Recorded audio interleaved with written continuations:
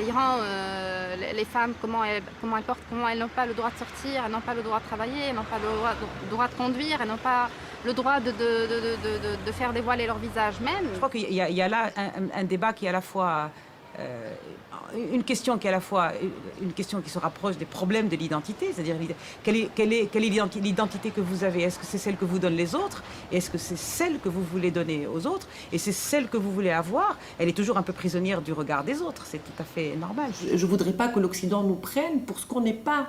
Voilà, il faut vraiment pénétrer. Je pense que c'est à l'Occident quand même. Maintenant, il y a un grand problème parce que je vis quand même entre la Tunisie et l'Europe.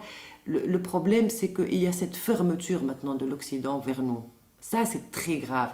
Il y a eu la coupure des visas. Bon, pour nous, c'est difficile. Et cette coupure nourrit la haine. Et quand on a de la haine, on va écouter ce qu'ils disent au Moyen-Orient. Et tout ça, c'est grave. Nous, on est Tunisiens, on n'a rien à voir avec les autres. Donc, on doit communiquer. Moi, je pense que la Méditerranée, c'est la solution à tout. On doit communiquer.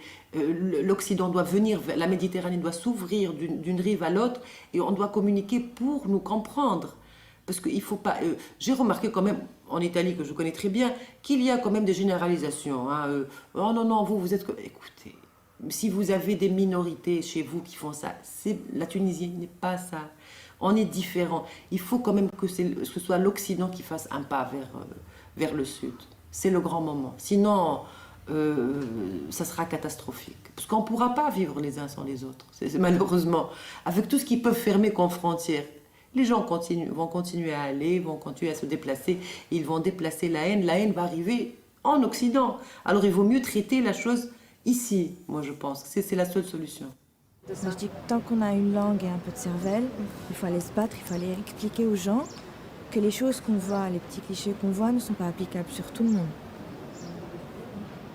Et que j'espère qu'il y a beaucoup de personnes comme nous, des filles ou des garçons même, qui iront dire, voilà, l'image qu'on a de la femme arabe n'est pas toujours statique, mais qu'il y a des différences, il y a des hauts et des bas, il y a un juste milieu aussi. Et que ça change, comme la vie. Puis toutes les femmes arabes ne sont pas toutes les femmes de tous les pays arabes ne sont pas toutes obligées d'être pareilles sous prétexte qu'elles sont arabes. Elles peuvent être tunisiennes et arabes en même temps, en gardant leur côté tunisien. Et puis d'autre côté aussi, elles peuvent s'adapter à plusieurs cultures, les cultures européennes, américaines et toutes les autres cultures.